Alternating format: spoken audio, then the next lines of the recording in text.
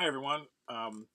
This is a PowerPoint that I planned on sharing tonight in class. However, with the snowpocalypse, um, I'm going to share this with you via a recording, and hopefully this clears up some things about case study, especially now with 2 weeks off. I thought it might be helpful to to share this, and then this could also help inform your discussion board posts.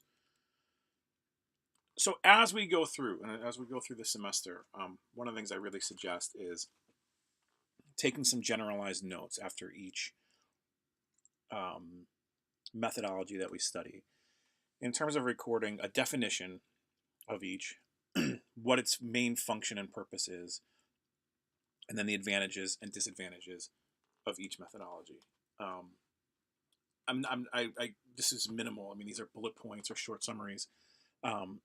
But when you go to write your research proposal, you're going to need to select the methodology that will be most appropriate to investigating the question that you're really driving towards.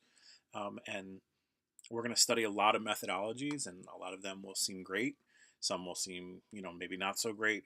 But I think this will be a really important instrument for you to go back to, and it will inform writing up that methodology section of your proposal. So tonight's methodology is case study research, and you read 2 examples of case studies from last week. You read, for those who were interested in middle school and high school, the secondary context, you read Lee Hall's Understanding the Silence. And for those focused on elementary school, more K-5, you read about Little Donkey Kong and Little Bear Country, which was a nice juxtaposition of video games and Little Bear by Ann Haas Dyson. So you read 2 of the foremost, I would argue, foremost researchers who use case study methodologies. And when you read their work, you probably saw them cite something like Yin or saw them cite something like Stake, because they are the main theorists who really unpack case study as a methodology for educational context. Dyson and Hall really use it for literacy context in particular. So Yin describes case study research, and he says, that the essence or the central tendency among all types of case study is that it tries to illuminate a decision or set of decisions. Why were they taken? How were they implemented? And with what result? And so when you're reading case study research, these things should be very clear. Why individuals did what they did, how did they do what they did, and what results came out of it. Some other people have definitions. Like I said, Robert Stake, who's at the University of Illinois, says that case study is the study of the particularity and complexity of a single case, coming to understand its activity within important circumstances, or might say context. So important circumstances, when media composing, or when in a content area classroom, even though this case might be identified as a special education student or something like that. Case study research is the in-depth study of instances of a phenomenon and in its natural context and from the perspective of the participants involved in the phenomenon. And then let's look at the last one and we can kind of see the commonalities. And then Schutt says that case study is a setting or group that the analyst treats as an integrated social unit that must be studied holistically and in its particularity. So we see context really matters, in-depthness matters, the fact that it's natural, and there's social relationships that are there, are all important to case study research. And so think about those elements as you reflect back on Dyson's article or Hall's article. So case studies usefulness. Case studies can be exploratory. You're trying to figure out what's going on. They can be explanatory. You want to really explain a particular phenomenon or context. Or they might be descriptive in that sense, that this rich description that you really want to provide some good context about what it looks like in your setting. So for example, you might do a case study on students are reading 2 grade levels below in guided reading groups, and you might want that to be really descriptive to unpack how the teacher goes about running those particular guided reading groups, because there's something there that people would want to read, and it might apply to their practice. Case studies can, like I said, be used to provide description, but they can also be used to test theory. So if there's a particular theory about second language acquisition, or a particular theory about reading online, or a particular theory about vocabulary development, whatever that is, you can look at it. You can conduct a case study research to see if that theory holds up, or new theory might emerge as a result of looking at, and I would say probably more than one case, but if we start to see things, patterns emerge over cases, then that might lead to new theory. So when do you choose case study research? Well, I think some things you have to think about are the history. The case studies are, so you could look at this as an either or, right? Case studies or experiments will depend on access for either one, right? You have to have access to participants. But case studies are preferred in examining more contemporary events, whereas experiments are done when the investigator can manipulate behavior directly, precisely, and systematically. And you can see in these case studies, there's not this manipulation that's happening. It's about examining a particular event or context. That's what I love about the Dyson study. It's like really trying to get at what is this, and think about the year, way back in 2000. What did media composing, what did that mean for Noah, for example? So last week you read about ethnography. This week you read about case study, and they might feel really similar, but there's also these differences as well. And so let's unpack that a little bit. They're similar in the sense that they focus on a case or cases, that they're in depth, they're in natural context. And I'm going to give you 2 new words tonight. Emic and etic. They contain emic and etic perspectives, which means they contain emic or insider perspective. So you get the view from the inside of the context. But the researcher is also bringing this etic or outside perspective in terms of her or his analysis on the case. And both case studies and ethnographies do this. However, case studies focus on various phenomena, like media composing, like middle school students in a content area classroom, whereas ethnography focuses on aspects of the culture. So go back and think about Kirkland or Purcell Gates, where they're looking at the family structure, or the inside and outside of school perspectives, and those sorts of things. And so there's a greater richness to ethnography, but it takes more time.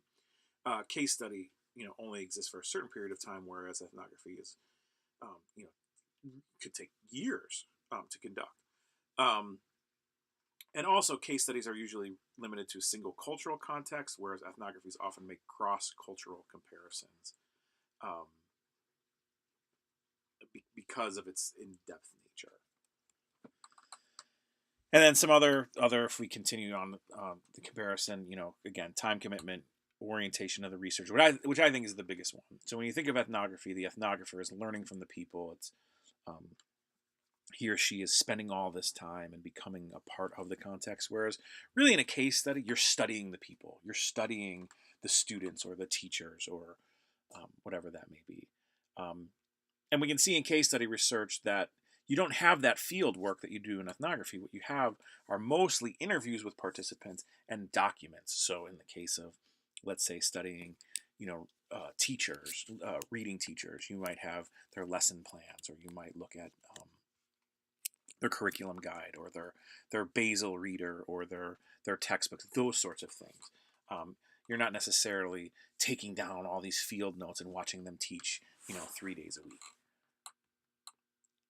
The advantages of the case study are that you gain a holistic understanding of real life events. They provide this nice portrait, you might say, gives you the big picture, and they seek this idea of what's unique as well as what's common as a result of looking at an individual case. And it allows the researcher, again, to refine and develop theories about in what we're interested in theories about literacy and literacy development or literacy instruction, which can then be used to generate new insights, especially pedagogically.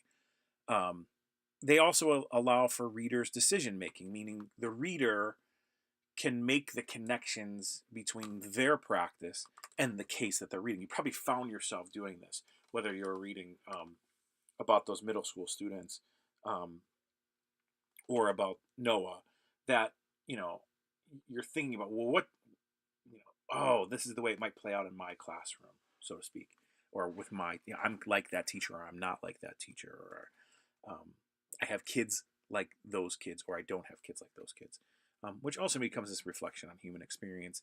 And you know, from a from a more critical or activist sense, it suggests steps to action. It gives sort of a guidepost to the next steps one might take in their instruction, or for supporting learners. Case study really comes out of legal research. So we look at legal cases. You think about the Supreme Court; they look at these legal cases to make a precedent case at that next level. And so we can look at case studies in literacy and say these are things that we can really learn from and change our practice to improve the literacy outcomes for students and for teachers. However, case studies cannot be generalized.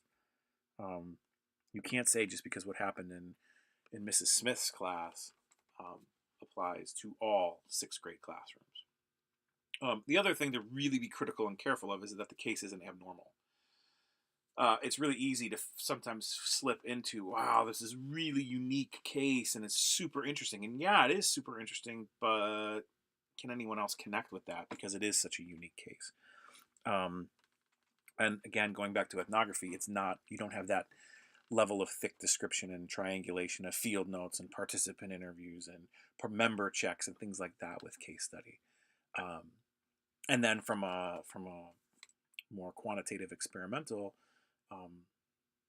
critique, quantitative people might say, well, you have a whole lot of subjectivity here versus objectivity. A lot of this is subject to your interpretations of what's happening, and maybe we should have more data driving theory than just, or data driving our approach to teaching and learning as opposed to theory. The other thing that can be limiting to a case study is what happens if your participant or participants drop out. Now you lose the richness of your research, and so you could have spent a lot of time, and then you've lost your research participants. And you really can't do any quantitative analysis because you have such a small data set, so you can't make comparisons. You can't you just can't make claims based on any numbers that you collect because it's still just one person. And then there are ethics in protecting the privacy of participants. Because it's a small group, people might know who you're working with and that they're the subject of the case, especially when you go to write it up. So when analyzing case study data, there's three levels: interpretational, structural, and reflective. So interpretational really gets at, so now you've conducted your interviews and you've looked over all the documents and those sorts of things, and you have to start to make some constructs and some themes and look at patterns and what categories of those patterns fall under, and that's really the interpretation of the researcher. At the same time, you also have those documents and things like that. So there's a structural analysis that needs to take place.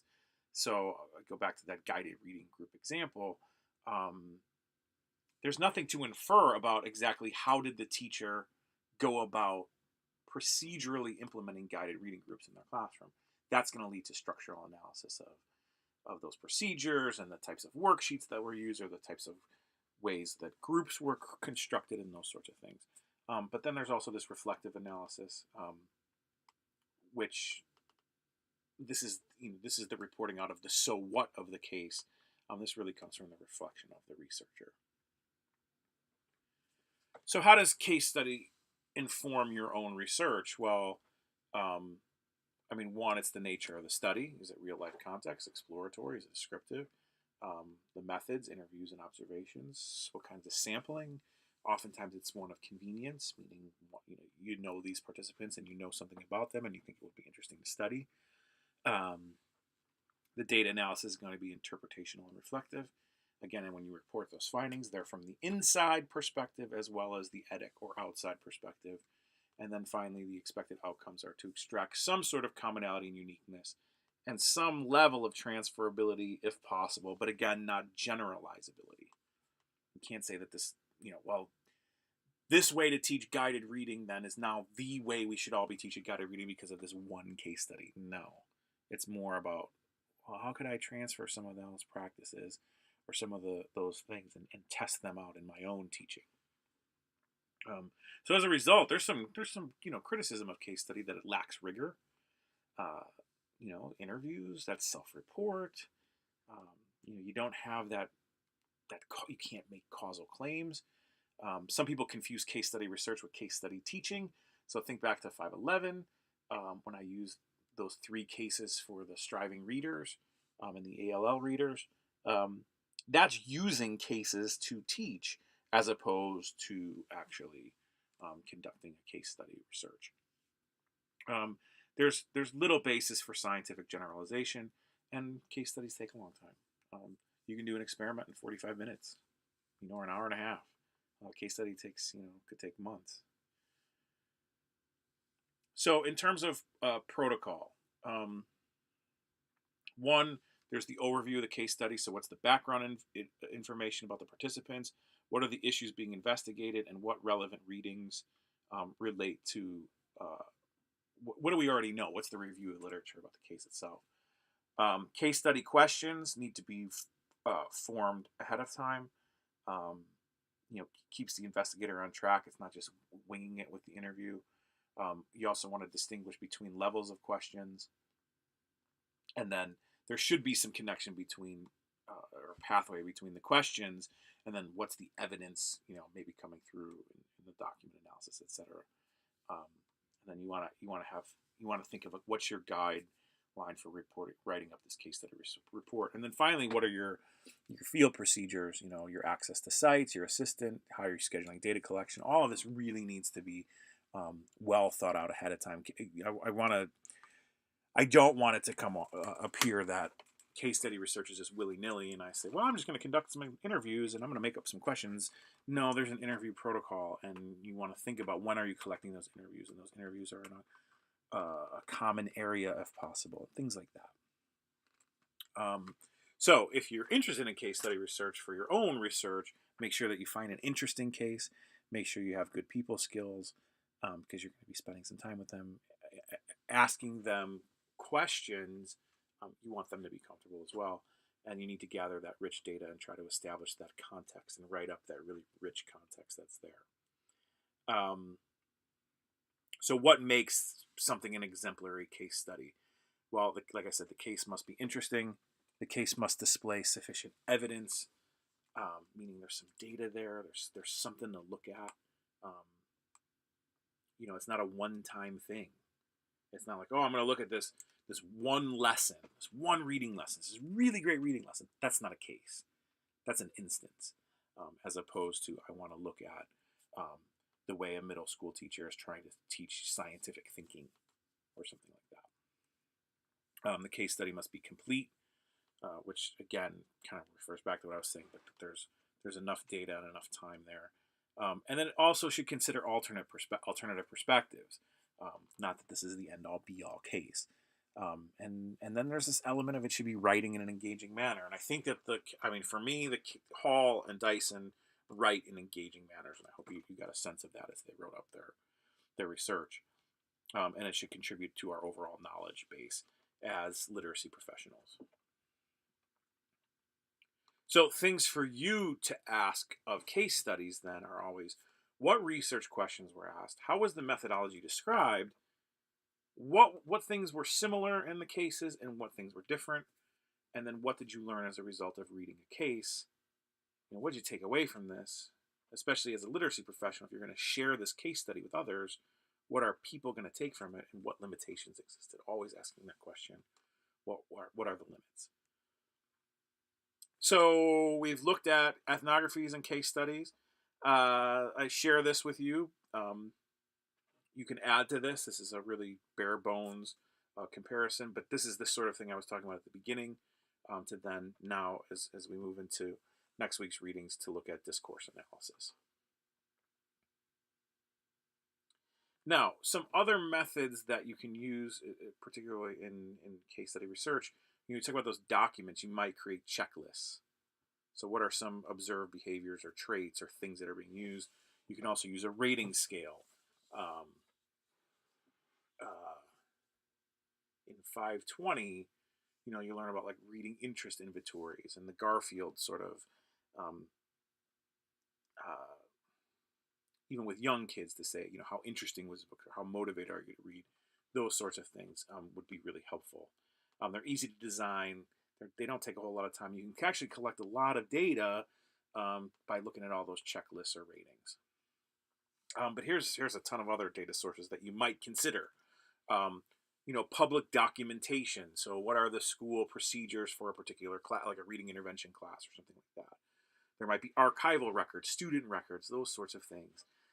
Physical artifacts, like the way the room is arranged, and the textbooks that are used, and the notebooks that are used, and those sorts of things.